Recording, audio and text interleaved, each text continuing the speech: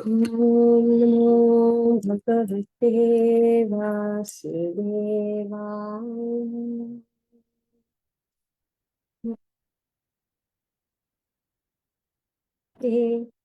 वासुदेवाय।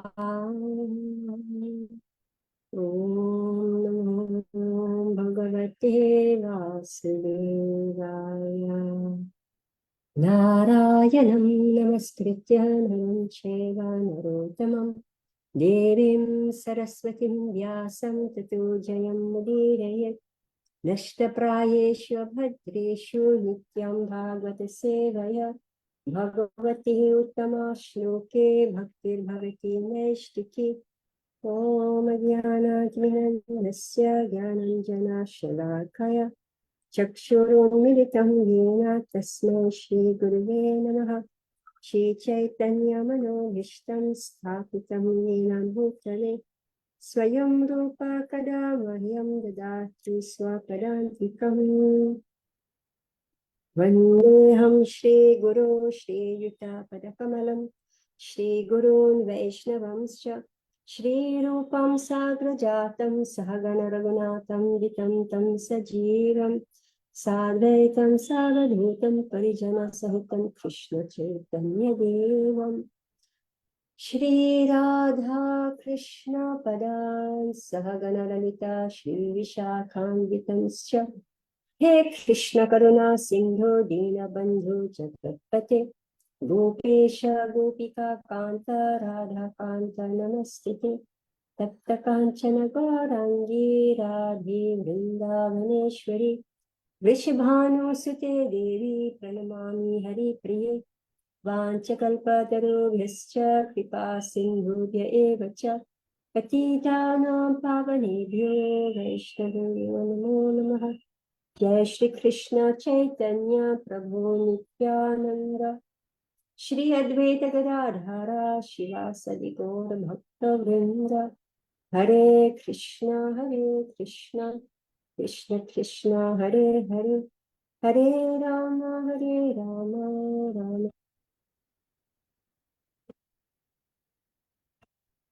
कृष्णपदाय कृष्णप्रसादिते प्रभुपादते प्रिय श्री गिरिराजाय स्वामिने सुरक्षादास बिहारी भक्तिवेश्चात्मदाये नमो विष्णुपदाय कृष्णप्रसादिते श्रुते भक्तिवेदान्त स्वामी प्रियामि नमस्ते सारस्वती देवी गौरवाणी प्रचारिणे निर्विशेष शून्यराजिताचार्य मुखं करोति वाचालं पङ्गुं लङ्घयते गिरिं कृपातमहं वन्दे Shri गुरुजीनतारणम्। Hare Krishna, Krishna Hare Krishna. So we are discussing Bhagavad Gita chapter 13 from text 34. Yatha prakashayateka Krishnam lokam imam ravihi Kshetram kshetri tatha Krishnam prakashayati bharata. O son of Bharat, the sun alone illuminates all this universe. So does the living entity, one within the body, illuminate the entire body by consciousness. I think this is one of our favorite verse, right? How this one living entity illuminate the entire body by consciousness. Is it not one of our favorite verse? There are various theories. Okay, actually, even before I started, I'm listening to Kamalochan Prabhu's lecture, his classes at the VIH on Shad Darshan. You just find vihe.org, all right? And you go into audio recordings, VIH, and then you look at Kamalochan Das. Sat Darshan, my head is spinning with all those philosophies, but this chapter 13 is all about that. So consciousness, so here you are. There are various theories regarding consciousness. right? You don't even know who you are. Yes, so much in ignorance. We don't even know who we are, what we are. Can you imagine?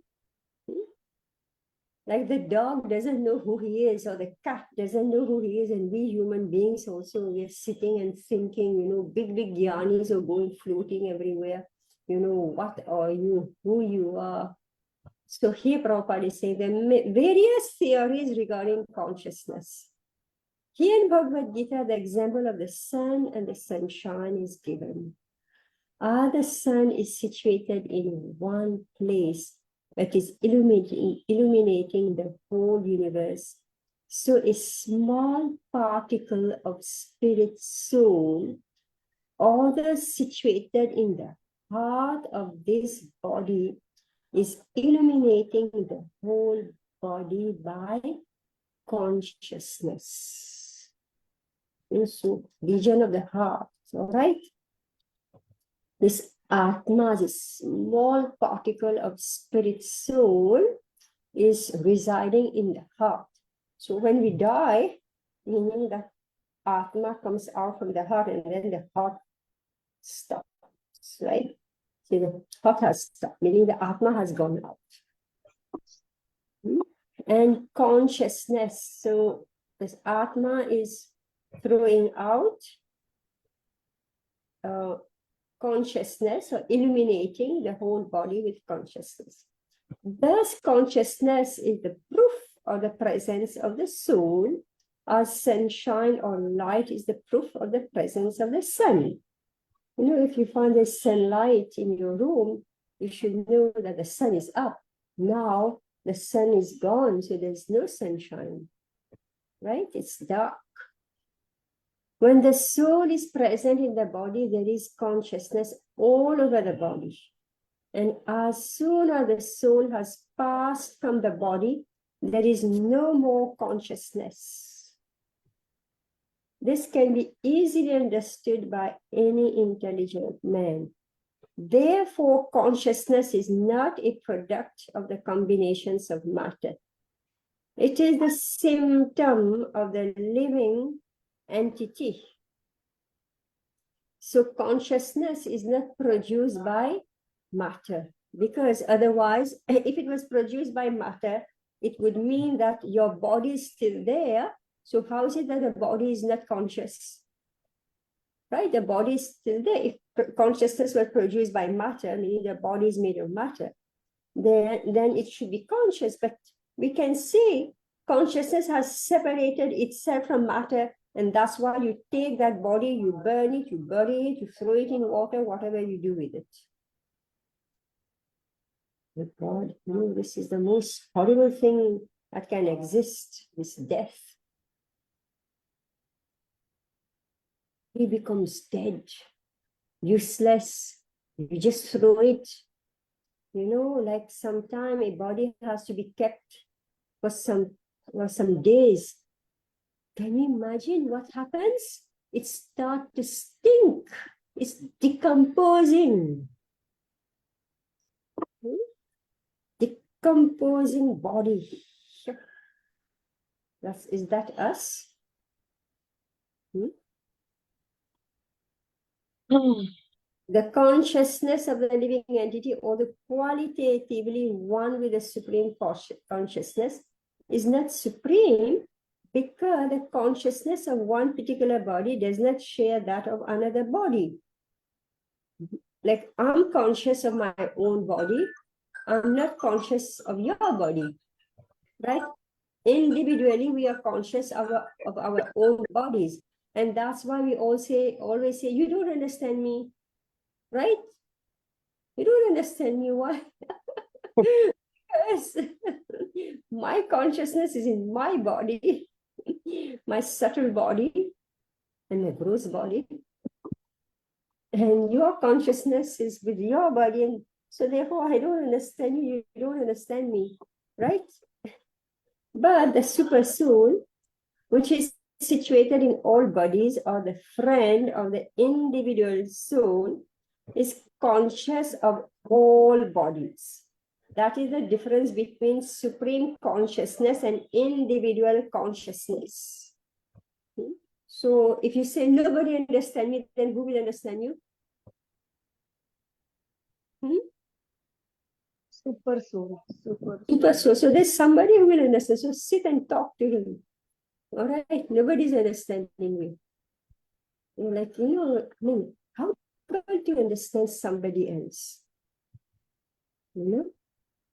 Especially if you don't live with a person. If you're just friends or maybe you cannot figure out another person. Even if you're living with somebody, it may be difficult, but it's more difficult when you're not living with somebody. You can't understand the other person. And unnecessarily we quarrel. Text 35. Chitra chitra vyayorevam antaram jnana chakshusha bhuta bhuta prakriti moksham cha yeviduryanti te param.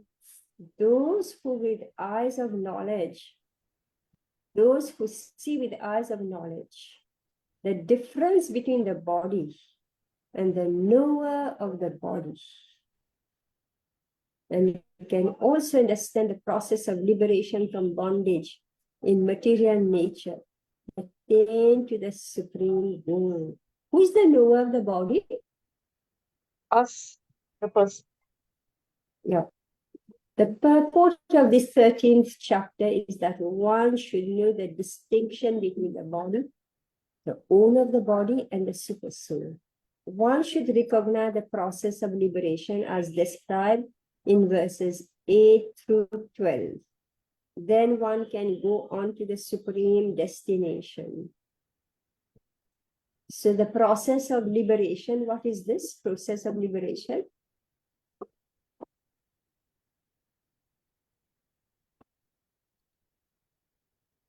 Mala, she's intelligent, right? She's going back to find what is the process of liberation. Okay. I'm not going to go back. You tell me and I will listen. Oh, the 26, following the 26 qualities. So what are they? Read, because we want to know how to become liberated, right? Humility, pridelessness, non-violence, tolerance, simplicity, approaching a bona fide spiritual master, cleanliness, steadiness, self-control, renunciation of the objects of sense gratification, absence of false ego, the perception of the evil of birth, death, old age, and disease, detachment, freedom from entanglement with children, wife, home, and the rest, even-mindedness amid pleasant and unpleasant events, constant and unalloyed devotion to me, aspiring to live in a solitary place, detachment from the general mass of people, accepting the importance of self-realization, and philosophical search for the absolute truth. All these I declare to be knowledge, and besides this, whatever there may be is ignorance. Right. So we have to, I don't know how many days we took to go through these verses, right? Long time. So this is the process of liberation.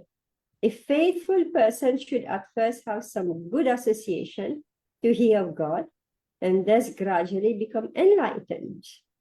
If one accepts a spiritual master, one can learn to distinguish between matter and spirit, and that becomes the stepping stone for further spiritual realization. A spiritual master, by various instructions, teaches his students to get free from the material concept of life. For instance, in Bhagavad Gita, we find Krishna instructing Arjuna to free him from materialistic considerations. One can understand that this body is matter. It can be analyzed with its 24 elements. The body is the gross manifestation, and the subtle manifestation is the mind and psychological effects. And the symptoms of life are the interaction of these features. What does that mean? The symptoms of life are the interaction of these features. What is the gross Hmm?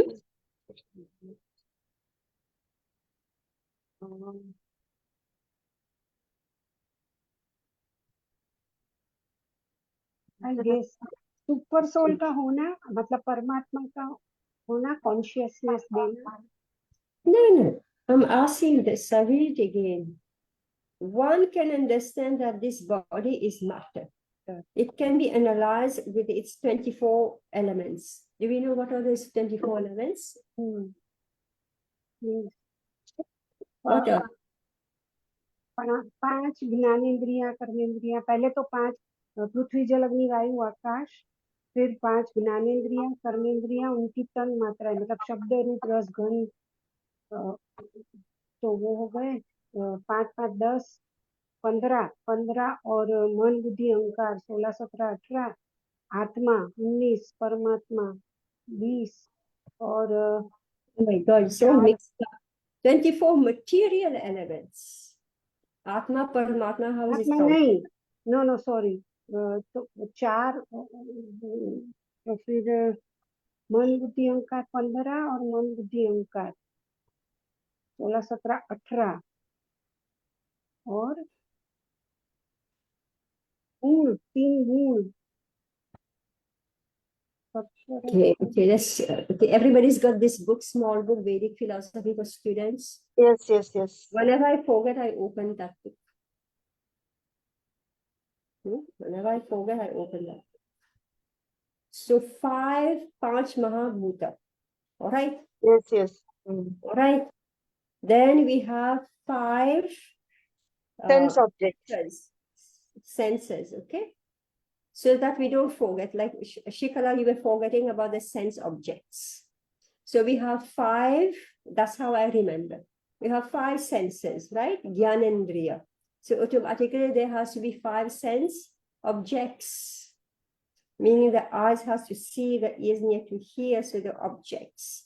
Then 5 Karmendriya. How many it comes to? 15. 28. Oh, yeah.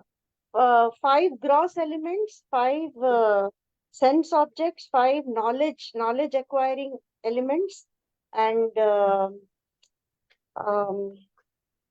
कर्मेंद्रिया, working senses. Working sense. So it comes to 20, all right? 20. Then False Then ego buddhi. intelligence. मन बुद्धि अहंकार. Sorry. So that comes to how many? 23. 23. 3 subtle elements. 23 levels. And then the last one is Jiva. hmm? Jiva. Material. Oh, sorry. Okay. प्रकृति. Yeah, Prakriti. Nature. Or we say Pradhan. Yes. Pradhana. Unmanifest modes. Material nature. Right. So one can understand that this body is matter. It can be analyzed with its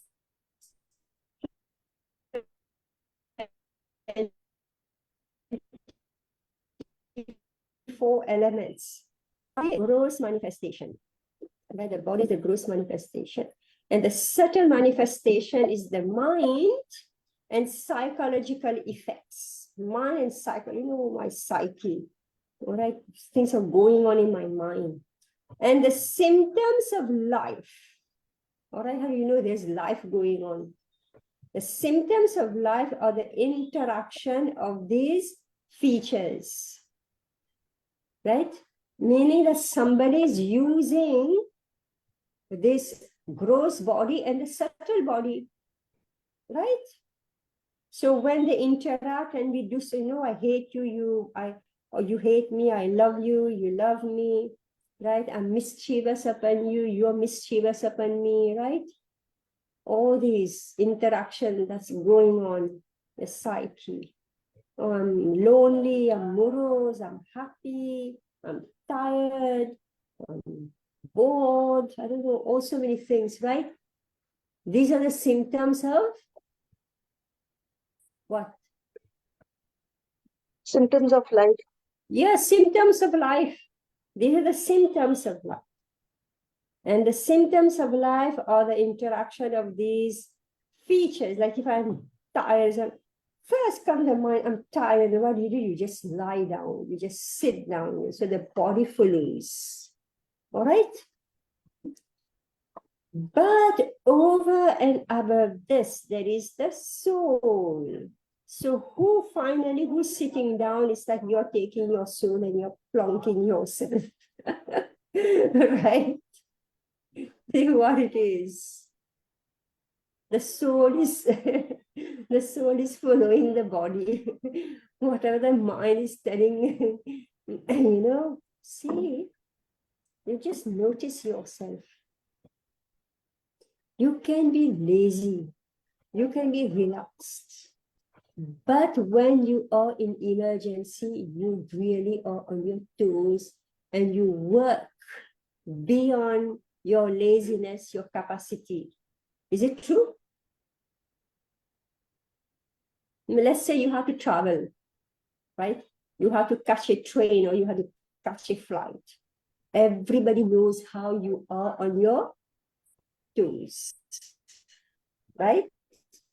You really do what you believe you can't do. Because especially if you're alone, you really do what is like beyond your human capacity.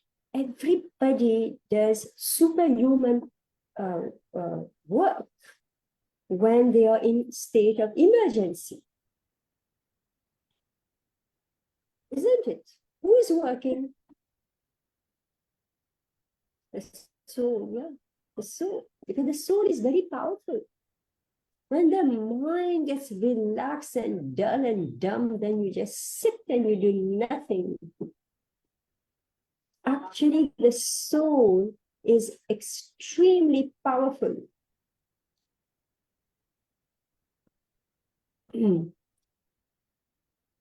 Okay, so where are we? One who can see the constitution. Oops, sorry. But over and above this, there is the soul, and there's also the super soul, and the super soul guide you, like, where did I keep this? When you become little old, believe me, you don't know where you have kept anything.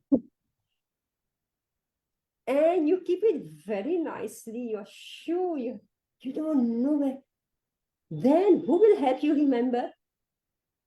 Only the super soul will tell you where you kept it. Nobody else, definitely not your memory.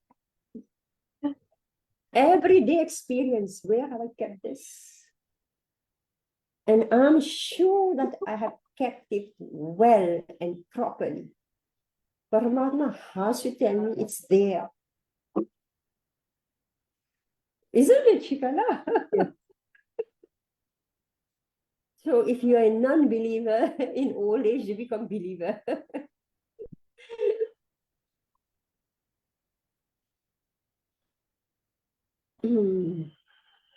The soul and the super soul are two. True?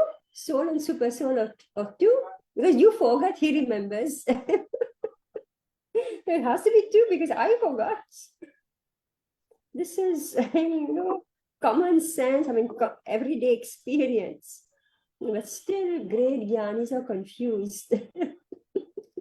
Maybe it's only one. By Prabhupada's mercy, we know it's two. And then now we are speaking ordinary language.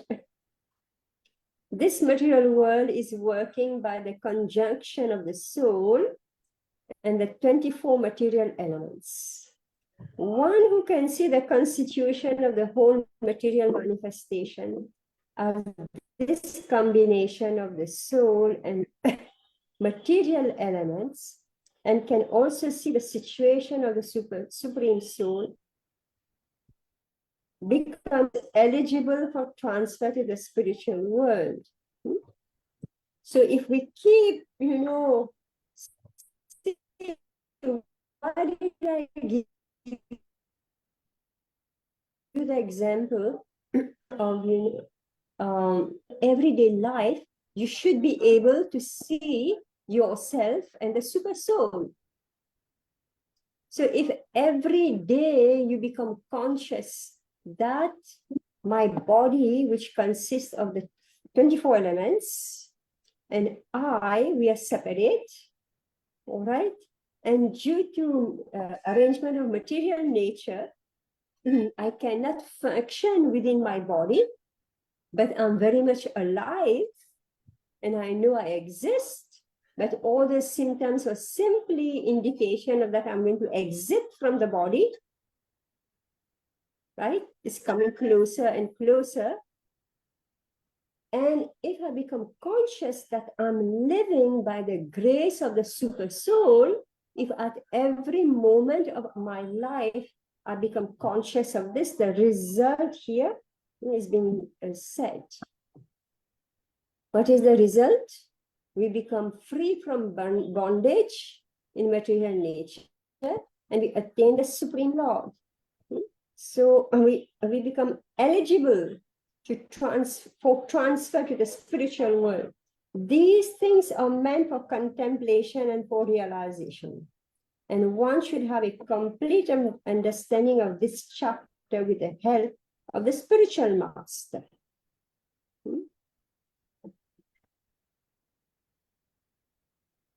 So, now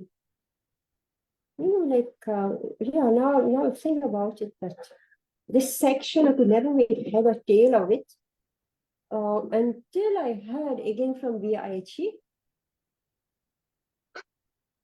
from one sannyasi, Purna Chandra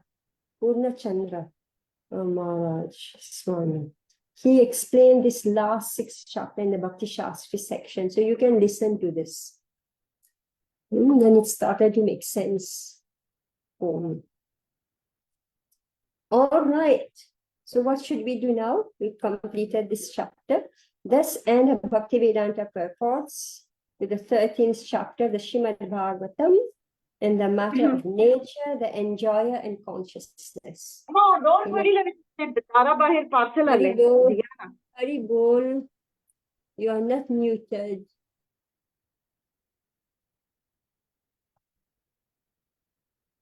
Okay, so what should we do now? Should we do now?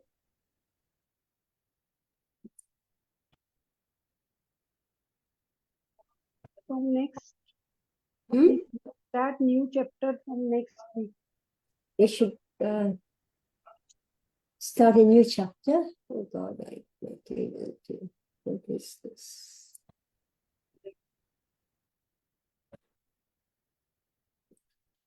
Okay, so now this is chapter 14, the 3 modes of material. Oh my God, 3 modes of material nature. We're lucky if we are able to understand what are the 3 gunas.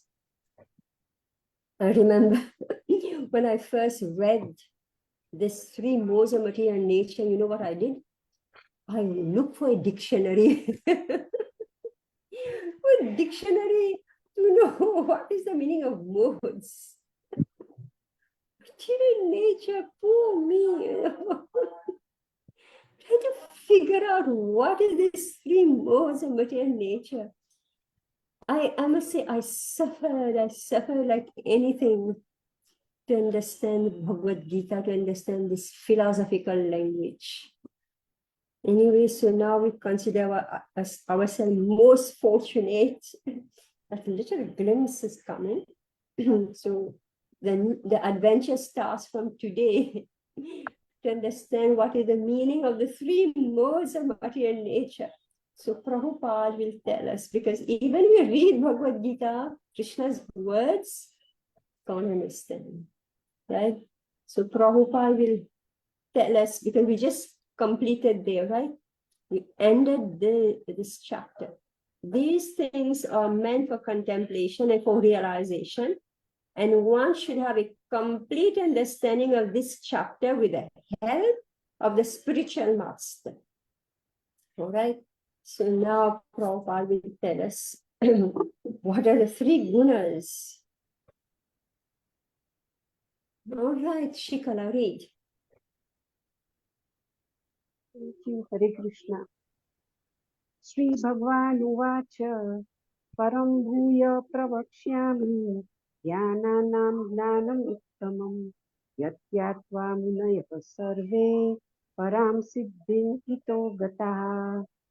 The Supreme Personality of Godhead said, "Again I shall declare to you this supreme wisdom, the best of all knowledge, knowing which all the sages have attained the supreme perfection." Purport by Srila Prabhupada. Srila Prabhupada. From the 7th chapter to the end of the 12th chapter, Sri Krishna in detail reveals the absolute truth, the Supreme Personality of Godhead. Now, the Lord Himself is further enlightening Arjuna. If one understands this chapter through the process of philosophical speculation, he will come to an understanding of devotional service. In the 13th chapter, it was clearly explained that by humbly developing knowledge, one may possibly be freed from material entanglement. It has also been explained that it is due to association with the modes of nature that the living entity is entangled in this material world. Now, in this chapter, the Supreme Personality explains what those modes of nature are, how they act, how they bind, and how they give liberation. The knowledge explained in this chapter is proclaimed by the Supreme Lord to be superior to the knowledge given so far in other chapters. By understanding this knowledge, various great sages attained perfection and transferred to the spiritual world.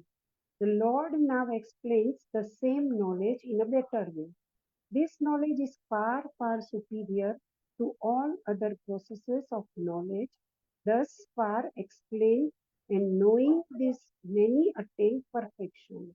Thus, it is expected that one who understands this 14th chapter will attain perfection.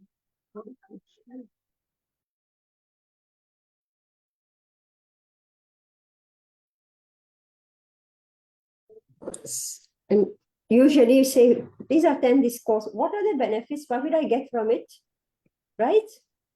So here, what will we get from it? Prabhupada is very, say, register for this course. You go to this university, you follow this course and say, what will be the outcome? So here, the very first chapter, very first verse is saying, what will be the outcome? What will be the other outcome, Shikala? If we understand chapter 14.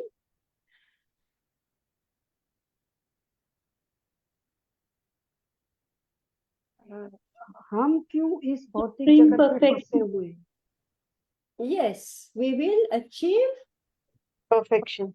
the supreme perfection. Param Siddhim. So, Prabhupada in this purport gives like a summary of what we've been studying so far. Because, so from 7th chapter to 12th chapter, what is there in the 7th to the 12th chapter? Anybody remembers?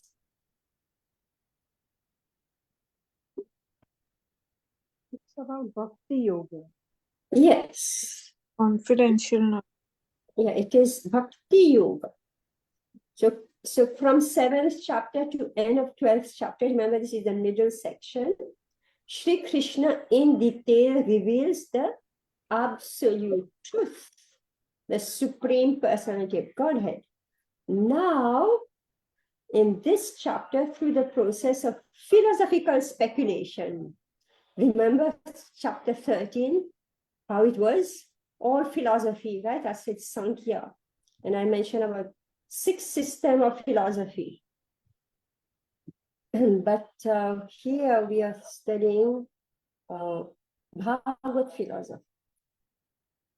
So here Prabhupada is saying that if one understands this chapter through the process of philosophical speculation, meaning that your basis is philosophy, you are accepting the Shabda Praman.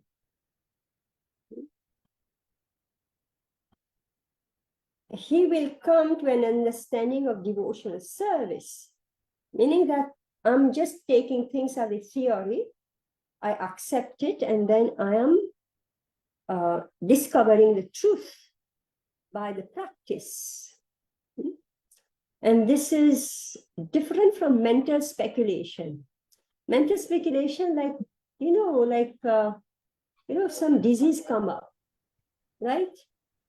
And every scientist stop running in their lab. They say, let me find out what it is. They don't know what it is.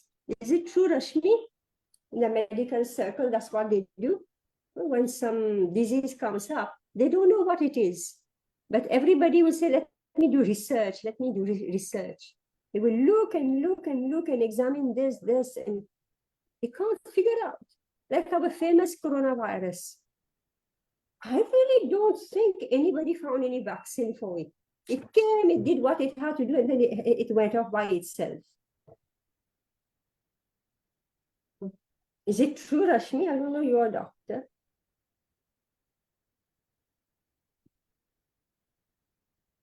So mental speculation. Mental speculation is different from philosophical speculation. Philosophical speculation has its root in the Vedas, you could say. But we may not be properly clear of what is the truth. So Prabhupada is saying here, now the Lord himself is further enlightening Arjuna. If one understands this chapter through the process of philosophical speculation, he will come to an understanding of devotional service, meaning from jnana, he will come to bhakti. From jnana yoga, he will come to bhakti yoga. In the 13th chapter, it was clearly explained that by humbly developing knowledge. All right. So how do you develop knowledge? What is the qualification? Humbly. Humbly, otherwise I'm just a big scholar. I know, big jnani. You can't know. Krishna said, you can know by humility. And the more you know, the more you become convinced that where we are, what is our position in this material world. And we start seeing our size. See, in this material world, even the dog thinks he's great, right? If you come near his house, he starts barking you off, right? Lucky we can't see the ant, but the ant also has its own ego.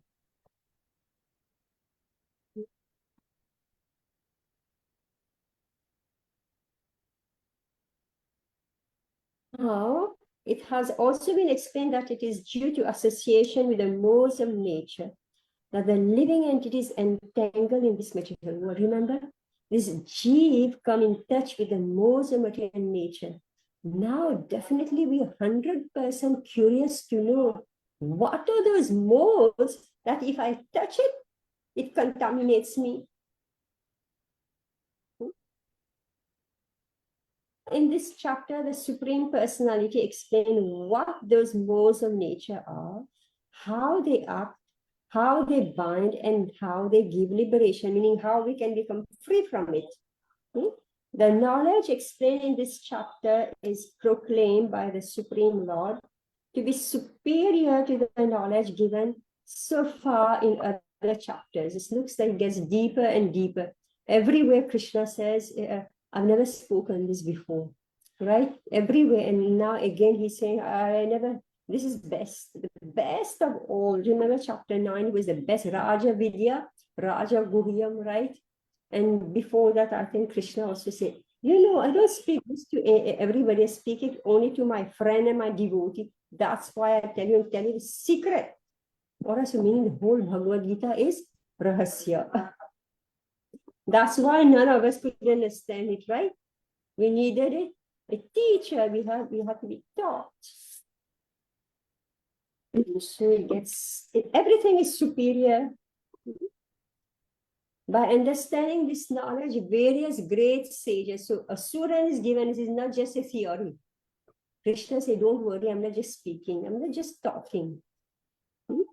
Many great sages have attained the supreme perfection and transferred to the spiritual world. The Lord now explained the same knowledge in a better way.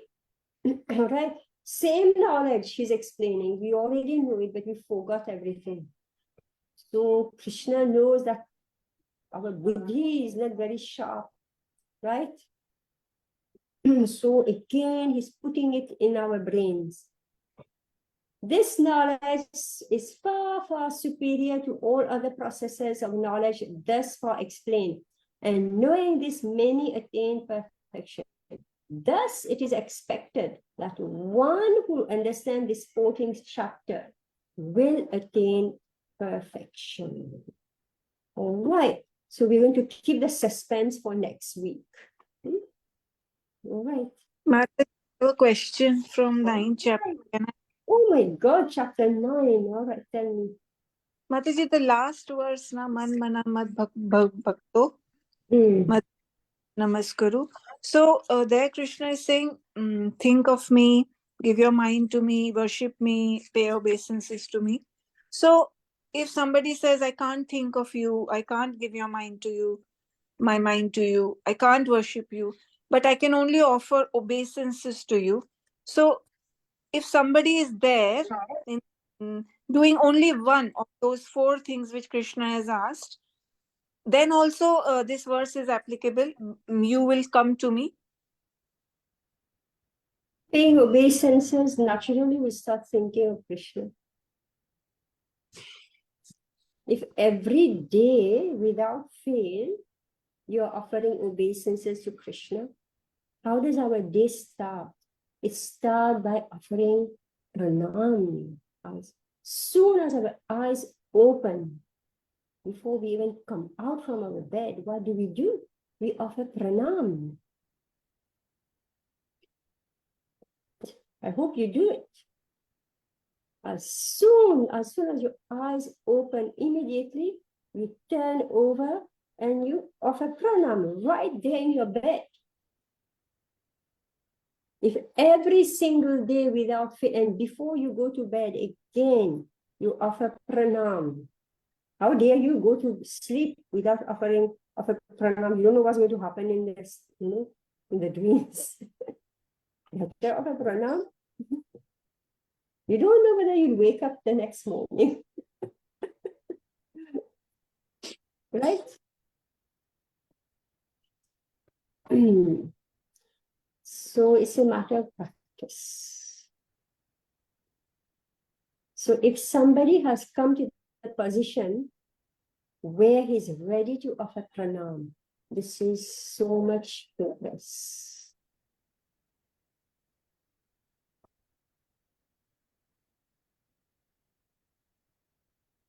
We are born with like this, right? Isn't it? As soon as you're born, your mother, what did your mother do? Put your hand together, right? Namaskar karo, right?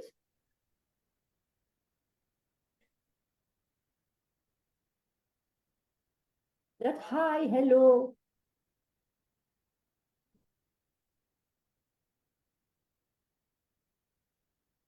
So Bhagavad is telling, no, hi, hello, chodo, Hare Krishna bolo.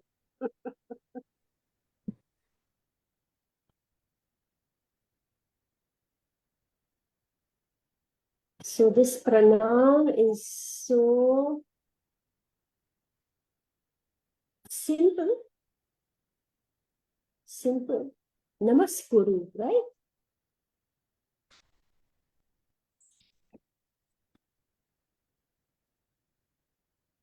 So in every household, there should be an altar. Namaskuru. Because anyway, when you step out of your house, you have to do namaskar to so many people, right? They cut you down.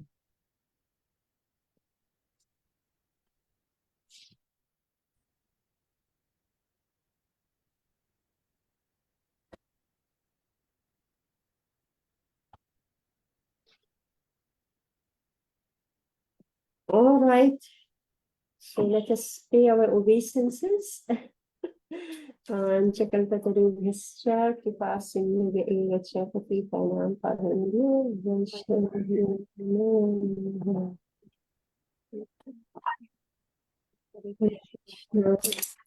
Hare Krishna.